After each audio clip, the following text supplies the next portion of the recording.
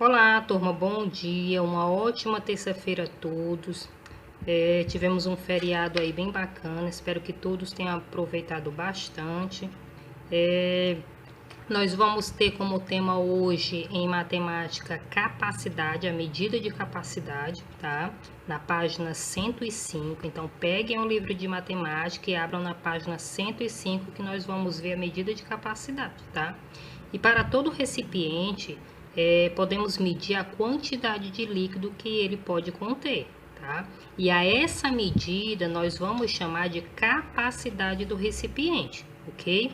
No nosso dia a dia, né, a gente pode perceber, né, nos produtos que nós adquirimos, né, que nós compramos. No caso aí, vocês estão visualizando o leite, né, 1 litro de leite aí, tá? Que é uma caixa de leite, então ela tem a capacidade de 1 litro e uma garrafa de água, com água, tá?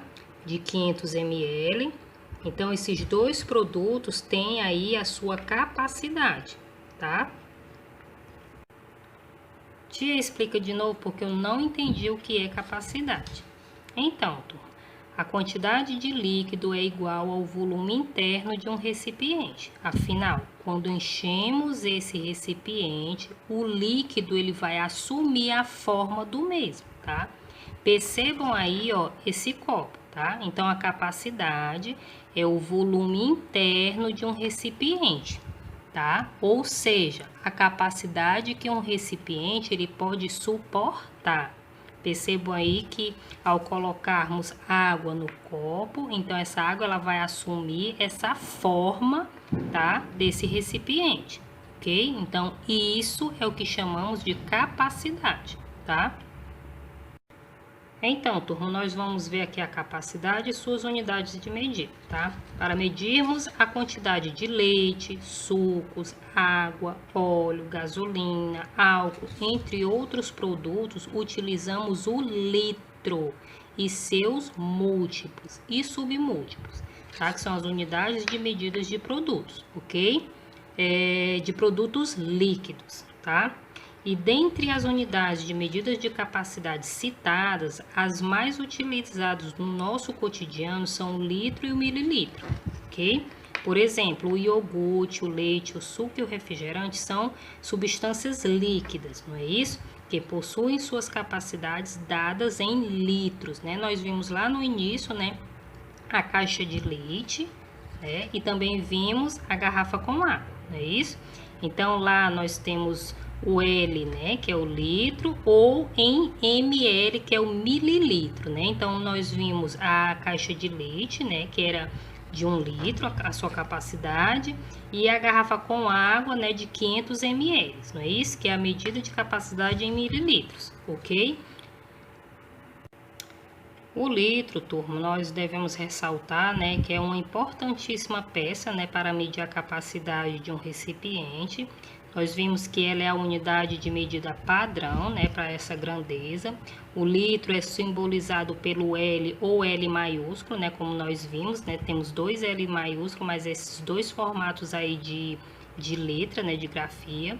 Quanto ao recipiente, está totalmente cheio, dizemos que ele adquiriu volume, então passamos a indicar em metro cúbico, tá? Temos aí, né, um metro elevado ao cubo, ou isso, a unidade oficial do sistema internacional, tá? Para medirmos, para as medidas de volume e capacidade, e essas grandezas, portanto, sempre se relacionam, tá? Então, temos logo uma garrafa ao lado, tá? Com água de 1,5 litro, ok? Então, o litro, turma, ele é a unidade de medida padrão desse sistema, ok?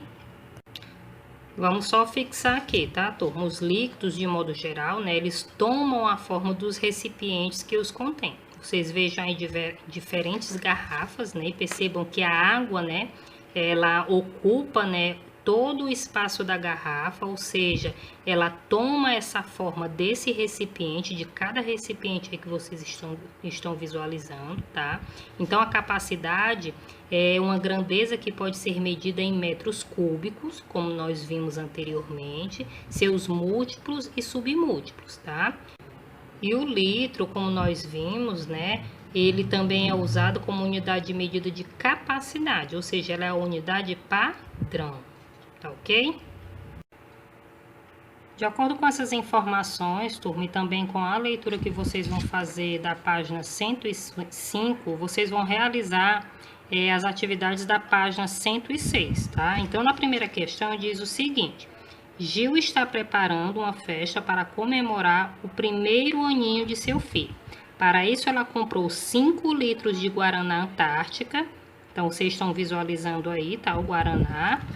A imagem é só como exemplo, tá? E 7 litros de Fanta Uva, que é esse refrigerante que vocês estão visualizando agora, tá? Também só representando a imagem, ok? Então, turma, quantos litros de refrigerante ele já comprou, tá? Então, vocês vão calcular, tá? Quantos litros, né, Gil comprou para a festa de aniversário do primeiro aninho de seu filho, ok? Na segunda questão, turma, tem o seguinte: pinte no copo graduado a quantidade de líquido relativo a meio litro, tá? Coloquei aqui para vocês visualizarem uma jarra. Essa jarra ela tem a capacidade de 1 litro, tá? Mas o que tem armazenado nela é apenas meio litro, ok? Então, vocês vão visualizar a imagem do livro de vocês, tá? E só vão pintar, tá? A quantidade de líquido relativo a meio litro, ok? Na terceira questão, turma, tem o seguinte: vocês vão observar um vasilhame, tá? Semelhante a esses que vocês estão vendo aqui agora, de 20 litros.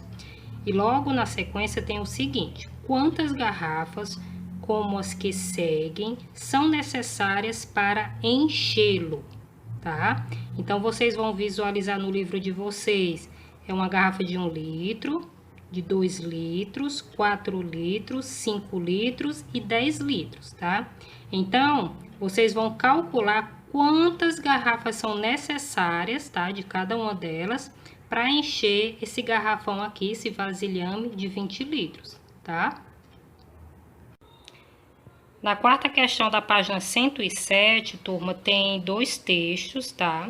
Se fosse em sala de aula, vocês iriam fazer em dupla, né, junto com o colega, mas como isso não é possível, vocês vão fazer a leitura do texto 1 e do texto 2, tá? Vocês podem chamar um irmão, um primo, o pai ou a mãe e discutirem sobre esse texto, tá? Para vocês responderem a letra A, letra B, C e D relacionado a esses 2 textos, tá?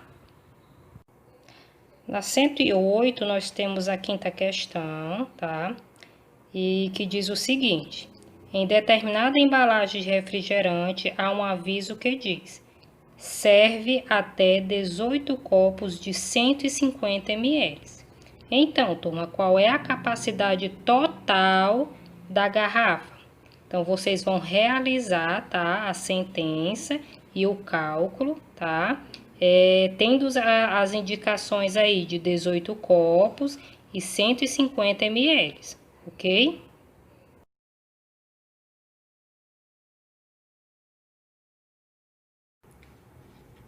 Turma, no livro de ciências, nós vamos ver um conteúdo que a gente já viu no livro de reforços, cuidados que devemos tomar em relação aos alimentos.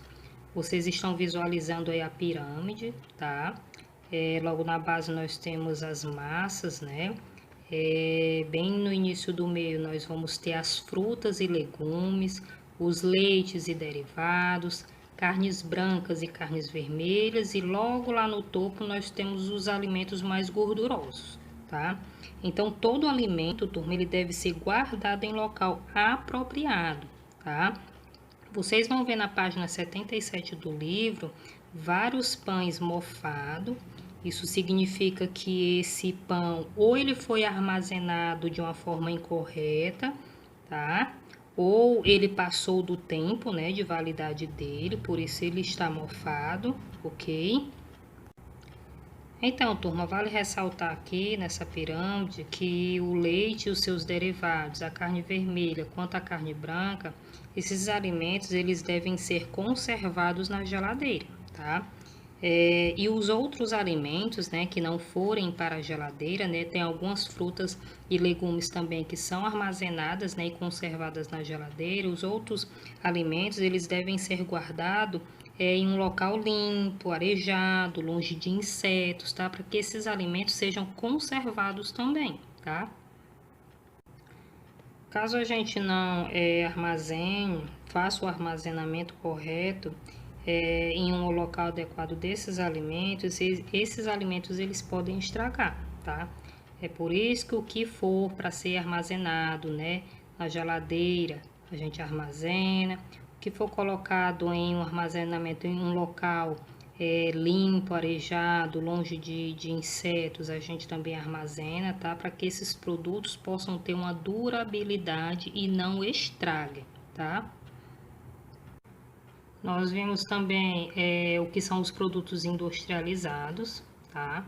Que são produtos prontos ou semi-prontos, né? Que já vêm embalados, seja em latas ou caixas ou outro material, tá? Esses alimentos industrializados são aqueles que resultam da transformação dos alimentos naturais por meio de processos industriais, tá? Processos químicos como conservantes, adoçantes, tá? Eles são bastante práticos, tá, turma? Entretanto, para conseguir a praticidade e a durabilidade dos produtos, os fabricantes, eles se utilizam de vários aditivos químicos, né? Como eu disse antes. Então, para conservar, né, por mais tempo esses produtos, eles passam por vários processos químicos, ok? Então, turma, os aditivos químicos mais encontrados nos alimentos industrializados são os corantes, os aromatizantes, conservantes, antioxidantes, estabilizantes, o acidulantes, tá? Os espessantes e vários outros que fazem esse processo, né, nesses alimentos, ok?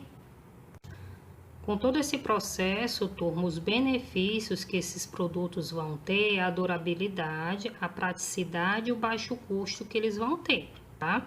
Mas existe também os malefícios, né, que são muito maiores do que os benefícios.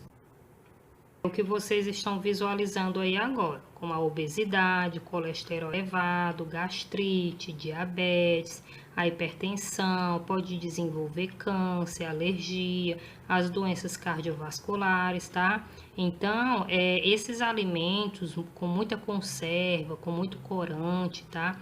Eles trazem um malefício muito grande à saúde humana.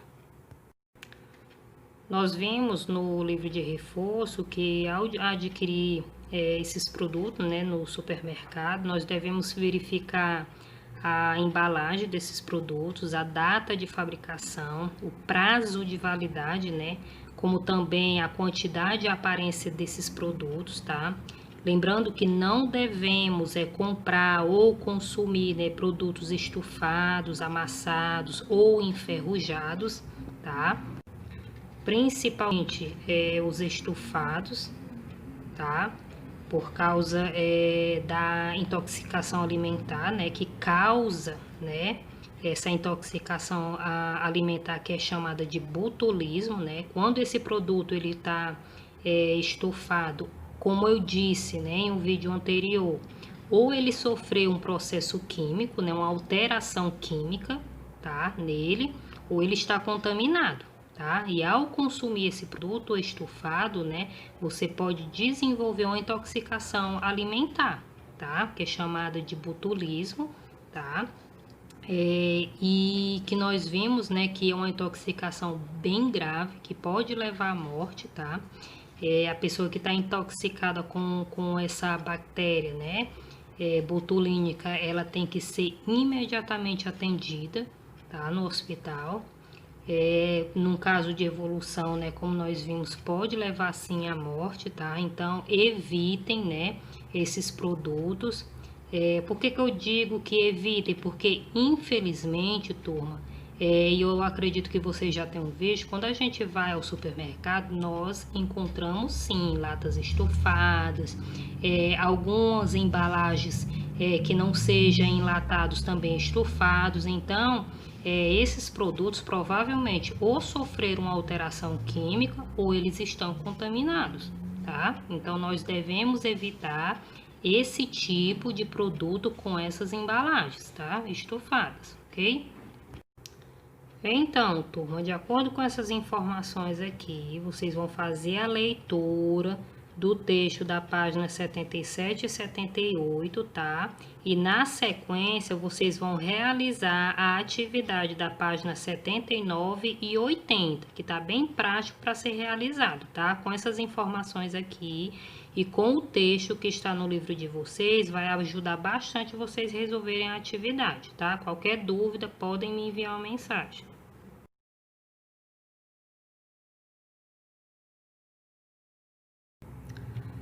No livro de ética, turma, nós temos como tema a destruição da Amazônia, tá? Vocês estão visualizando uma imagem, tá? Com muita derrubada de árvore, queimadas, tá?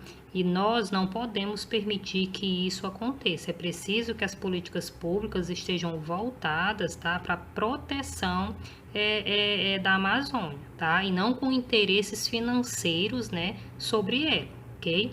Então, no livro de vocês vão encontrar um texto que diz o seguinte: é na Amazônia que mora metade das espécies terrestres do planeta. São aproximadamente 40 mil espécies de plantas e mais de 400 de mamíferos. Os pássaros somam quase 1.300 e os insetos chegam a milhões, tá? Então, no Brasil, que engloba cerca de 60% da bacia amazônica, né, que é o bioma que cobre 4,2 milhões de quilômetros quadrados, então são 49% do território nacional, e isso se distribui, turma, por 9 estados: a Amazônia, o Pará, o Mato Grosso, o Acre, a Rondônia, Roraima, Amapá e parte de Tocantins e parte do Maranhão, ok?